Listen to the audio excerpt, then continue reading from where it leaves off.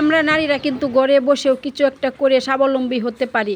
শুধু স্বামীর উপর নির্ভরশীল না থেকে নিজে কিছু করার চেষ্টা করলে কিন্তু মন্দ হয় না, তাই না? আসসালামু আলাইকুম।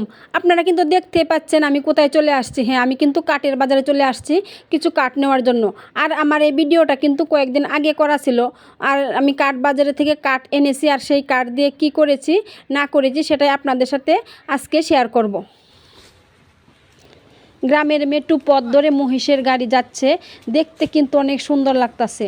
আর এই গাড়িগুলা কিন্তু এখন আর দেখা যায় না, মহিষের গাড়ি, গরুর গাড়ি। কিন্তু আমাদের গ্রামে মাঝে মাঝে আর কি এরকম দেখা যায় মহিষের গাড়ি দিয়া এখনও মানুষে মাল আনা নেওয়া করে। দেখতে কিন্তু অনেক ভালো লাগে, কিন্তু মহিষগুলার কিন্তু অনেক কষ্ট হয় এই কাজটায়। আর এখন হচ্ছে 11টার মতো বাজে, আমি যাচ্ছি হচ্ছে কালিয়াকুর বাজারে।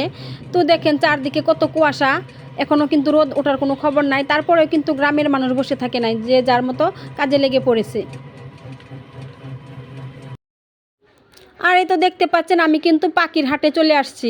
আর এখানে অনেক রকমের পাখি পাওয়া যায়, আর কবুতর, হাঁস, মুরগি কিন্তু এই হাটে সবই পাওয়া যায়। তো আমি সেখানে চলে আসছি।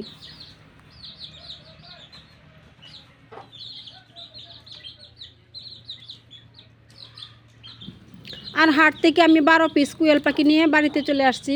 আর এই তো এসে এদেরকে হচ্ছে পানি খাইতে দিছি।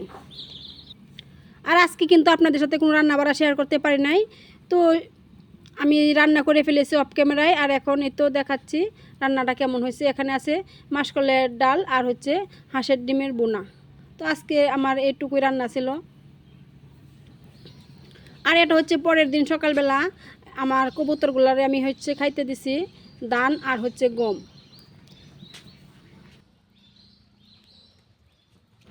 আর ওরা কিন্তু অনেক সুন্দর করে খাবারগুলা খাচ্ছে।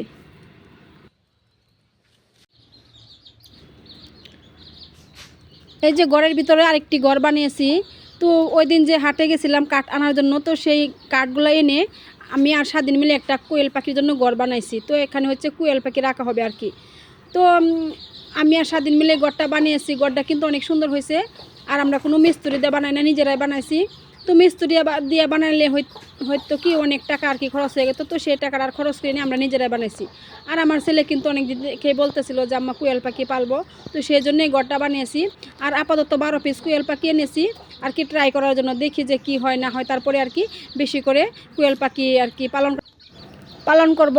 আর আমরা যেন সফল হতে পারি, আমাদের জন্য সবাই দোয়া করবেন।